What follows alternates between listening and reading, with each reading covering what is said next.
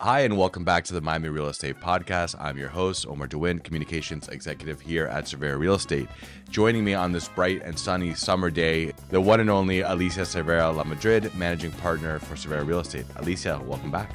Well, thank you for having me back. It's always exciting to catch up with you and talk to our community about what's happening in real estate as we continue our journey of ongoing change. Starting off, if you're a realtor out there listening, unless you've been living under a rock, you're aware of this little thing called the NAR Settlement Agreement. There's a lot of buzz out there, right? What is your take on this whole topic? Well, first, yes, I think we're all aware that something's happening, and it's happening now eminently on the 17th is the day that the settlement goes into effect.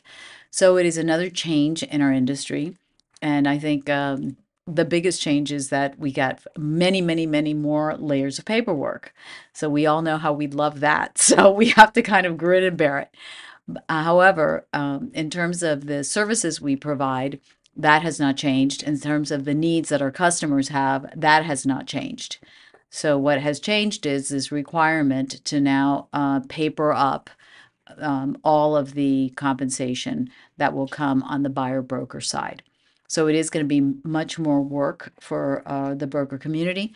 Generally speaking, we were used to having those conversations with the sellers since in Miami and in Florida, in fact, in most markets, the tradition was that the listing agreement included the buyer broker compensation on it. The new ruling, as we all know, certainly those of us in the industry know, has eliminated all compensation from the MLS system, which makes it much harder for people to know how they're getting paid and who's paying and how much is being paid. So now the forms will clarify that. And as I said, it's more paperwork. It's going to take more explanation. I'm sure there's going to be some confusion. And we in the industry, the professionals, are going to be the ones that shed light and clarify and eliminate the confusion. That is our call. I am sure that we are up to the task. As you know, at Cervera, we've spent months now with countless classes training our agents. I know many, many, many of the other companies in the city have done the same. And certainly our board has done an amazing job with all kinds of classes. If you have not taken the classes that explain all of this to you and you're a real estate professional, don't worry, there's still time. It's never too late to get educated. So I would recommend that you do that, and just continue with the due course of business because our services are needed. They're essential.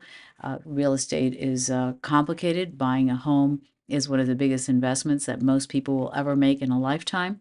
And in the same way that when they buy a home, they use an accountant and an attorney, and they want to be with the best one.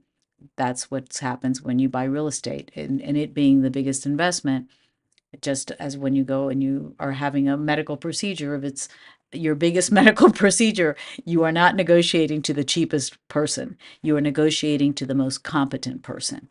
So you Absolutely. need to be the most competent person when you talk to your buyers and your sellers and communicate that value. And I think we'll be just fine. So, Alicia, I think very well said, number one. And I also want to touch on the fact that I feel since this news has come out, it's almost a bit of a misperception where somehow in all of this, the buyers are going to save money. But I think the opposite may, in fact, be the case in the sense where a seller sitting there with their listing is not going to necessarily say, "Oh, well, now I want to drop the price of my home." What do you think about that?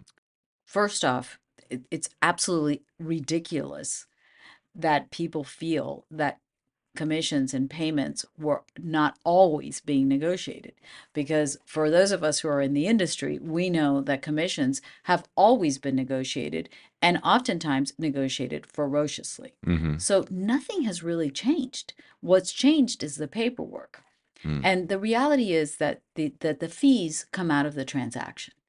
And just because a seller is all of a sudden not going to pay a buyer's broker, that doesn't mean that he's going to give that money to the buyer. Mm-hmm. The seller may say, gee, now I get to keep that money.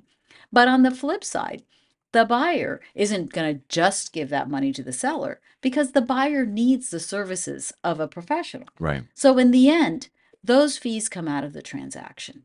Mm. And the fact that the buyer oftentimes defers to the seller so that the seller pays it out of his proceeds, makes the process of financing and completing the transaction easier because it requires less money out of the buyer's pocket. Right. So I think that ultimately the way we were doing business worked exceptionally well for both buyers and sellers. And that as we go through this process, we will wind up in the same place of managing the payment of fees, where in most situations, sellers will offer buyer broker compensation. Not in every case, as it was before, that it was not in every case. But I think that that will continue to be the norm in our market, Sure. and we'll forge ahead. And so, bottom line takeaway on this topic for our realtors that are listening, or even buyers that are wondering, okay, so what now post August 17th? What's your message to them on how to view this? My message is business as usual with more forms. So I think that the key here is not to be intimidated or afraid of the change. Mhm. Change is a constant, especially in our market. We are super used to change because everything is always changing, Right. including where our buyers are coming from, the influx of people, the new buildings that are being developed, the type of product we're offering. This is a very dynamic market with very dynamic people creating ways of doing business and creating new opportunities.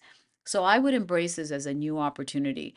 And I think that this is going to be a win for the strong professionals in the market. So make sure that you're working with a strong professional, and make sure that you are a strong professional when you're offering your services. I love that. Well said. And the reality is, like you mentioned, it's a huge purchase as a buyer, whether you're a first time buyer or experienced savvy buyer. I mean, there's deposits at play. There's professionals. There's lawyers, CPAs. Uh, So interesting because we've always had listing presentations. So now we developed a buyer broker presentation. And as I was reviewing the buyer broker presentation, it was exhausting to see everything that a buyer broker does. right. At the end of the day, it's such an incredible value for the buyer Mm, because it's endless, the list. right. It just goes on and on. And every day transactions become more complicated because there's more and more regulations. Absolutely. So working with a good professional is very important. And for all of the good professionals out there, it's important that you charge for your services fairly because you're Right. doing a lot of work. Absolutely. So, just final thoughts for the listeners, and with NAR, with everything, give me like a little pep talk. Well, the pep talk is get ready to win because we are going to win. I think that the big upside of all of this NAR thing has been that everybody has re-engaged in education. It's made us think about what we do as an industry and how much we do as an industry. And I think that's important. People have to know. And sometimes when you're just in the day-to-day of getting the job done, that checklist, that endless checklist of everything that you do is so automatic that you don't convey and you don't explain. You just do. So I think this has been a reminder of how much we do, exactly what it is that we need to do for the experienced vets and for the people that are newer in the business. It's been a tremendous reality check and a good way for them to be organized as they go in and they start talking to their buyers. Absolutely. So embrace everything that you've learned because I'm sure for most of you, you've spent a lot of time getting prepared for this.